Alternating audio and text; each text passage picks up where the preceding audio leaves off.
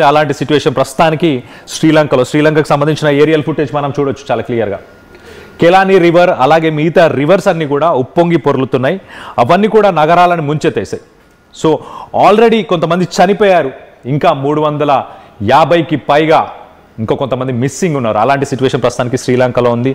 చూడండి, అక్కడ army rescue operations మొదలుపెట్టింది. ఇటు ఇండియా నుంచి కూడా సహాయక చర్యలు చేపట్టాము. ఇక్కడ నుంచి మనం కూడా మెడిసిన్స్ అలాగే ఫుడ్ నిత్యావసరాలు ఏవైతే ఉన్నాయో అవన్నీ కూడా ఇక్కడ నుంచి సరఫరా చేస్తాం. ఈవెన్ పాకిస్తాన్ సపోర్ట్ చేస్తా, మీ ఏరియల్ స్పేస్ని నేను యూజ్ చేస్తా అన్న కూడా పాకిస్తాన్కి కూడా పర్మిషన్ ఇచ్చాం.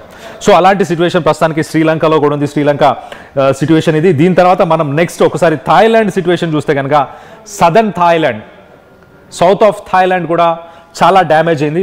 థాయిలాండ్ కూడా ఇలాంటి సిచ్యువేషన్ ఉంది.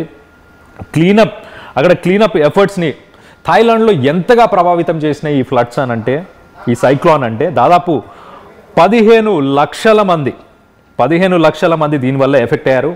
39 లక్షల మంది మొత్తం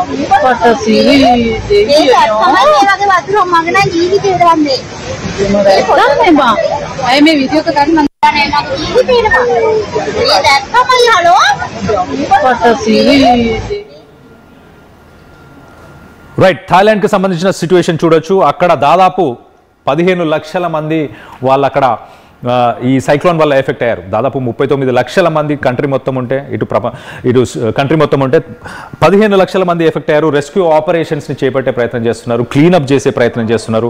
అక్కడ ఆర్మీ, పోలీస్ వీళ్ళందరూ కూడా దిగి సహాయక చర్యలు చేసే పరిస్థితి ఉంది. సో మొత్తం మీద ఇటు మొదటగా ఇండోనేషియా తర్వాత నెక్స్ట్ ప్లేస్లో శ్రీలంక తర్వాత థాయిలాండ్, అలాగే ఇప్పుడు ఆంధ్రప్రదేశ్, అలాగే ఇటు తమిళనాడుకు సంబంధించి సదర్న్ స్టేట్స్ని కూడా మనం చెప్పుకోవచ్చు. సో మొత్తం మీద సైక్లోన్ ఎఫెక్ట్ ఇప్పటిదాకా 1200 మంది చనిపోయారు. అలాగే దాదాపు 1000కి పైగా మిస్సింగ్ పర్సన్స్ ఉన్నారు. ఇటు ఇండోనేషియాలో హైయెస్ట్ మనం మాట్లాడుకున్నాం ఆల్రెడీ. ఇండోనేషియా సిచ్యువేషన్ ఒకసారి మనం చూస్తే కనుక ఇండోనేషియాలో 475 మెంబర్స్ మిస్సింగ్ ఉన్నారు. నెక్స్ట్ శ్రీలంకలో 352 మెంబర్స్ మిస్సింగ్ ఉన్నారు. నెక్స్ట్ శ్రీలంక తర్వాత థాయిలాండ్ పరిస్థితి మనం చూస్తే కనుక థాయిలాండ్లో ప్రస్తుతానికైతే అక్కడ సిచ్యువేషన్ కొంచెం మెరుగ్గా ఉంది.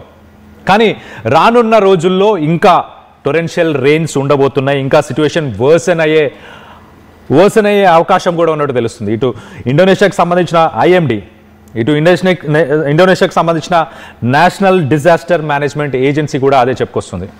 ఇంకా రానున్న రోజుల్లో కూడా టొరెన్షియల్ రెయిన్స్ ఉండబోతున్నాయి. ఆల్రెడీ ఇండోనేషియాలో ఇన్ఫ్రాస్ట్రక్చర్ అంటే ఇటు రోడ్లు అలాగే ఇటు బ్రిడ్జెస్ ఇవన్నీ కూడా డ్యామేజ్ అయిపోయినాయి. అలాంటి సిచ్యువేషన్లో ఇంకా రెస్క్యూ ఆపరేషన్స్ని మేము చేపట్టలేని సిచ్యువేషన్ ప్రస్తుతానికి అక్కడ ఉంది. ఇంకా రెయిన్స్ రాబోతున్నాయి అని చెప్పేసి అక్కడ గవర్నమెంట్ కూడా భయపడుతుంది, అక్కడ ప్రజలు కూడా భయపడుతున్నారు. సో మొత్తం మీద అలాంటి సిచ్యువేషన్ మనం విజువల్స్లో చూడొచ్చు చాలా క్లియర్గా. లోతట్టు ప్రాంతాలన్నీ నీట మునిగిపోయి ఉన్నాయి. ఒక్కసారిగా ఏషియాకు సంబంధించిన సౌత్ ఈస్ట్ ఏషియన్ కంట్రీస్ అని చెప్పుకోవచ్చు. ఇటు India, Indonesia, Thailand, Sri Lanka, south east Asian countries అన్నీ కూడా ప్రస్తుతానికి ఈ సైక్లోన్స్తోని అతలాకుతలం అయిపోతున్నాయి. ఇవన్నీ ఇబ్బంది పడుతున్నాయి. ప్రజలు నష్టపోతున్నారు. కొన్ని లక్షల ఇల్లులు డ్యామేజ్ అయిపోయాయి ఈ సైక్లోన్స్ వల్ల. జస్ట్ ఒక వారం రోజుల్లో ఇలాంటి ఒక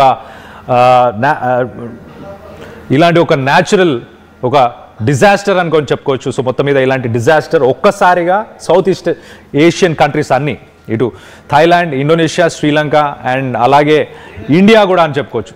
సో ఒక్కసారి ఫ్లడ్స్ మనం చూస్తే ఆ సిచ్యువేషన్ చూస్తే ఎప్పుడు ఇలాంటి రెయిన్స్ని ఎక్స్పెక్ట్ చేయలేదు. టొరెన్షియల్ రెయిన్స్, ఇంత హెవీ రెయిన్స్ని ఎప్పుడు చూసుండరు. ఒకేసారి ఇన్ని దేశాలను ఎఫెక్ట్ చేయడం కూడా చూస్తుండరు. సో దీనికి సంబంధించి ఇటు ఆర్మీ అలాగే ఇటు పోలీస్ ఫోర్సెస్ వీళ్ళందరూ కూడా యాక్టివ్గా రెస్క్యూ ఆపరేషన్స్ అయితే చేపడుతున్నారు. మరి రానున్న రోజుల్లో ఎలాంటి సిచ్యువేషన్ ఉంది అనేది కూడా ఒకసారి చూసే ప్రయత్నం చేద్దాం. First batch of compensation valued at ఇటు థాయిలాండ్లో కంపెన్సేషన్ని కూడా డిక్లేర్ చేసినట్టు తెలుస్తుంది. ఏపీ గవర్నమెంట్ కూడా దీనిపై స్పందించినట్టు కూడా తెలుస్తుంది. సో మొత్తం మీద ఈ విజువల్స్ ఒక్కసారి చూసే ప్రయత్నం చేద్దాం.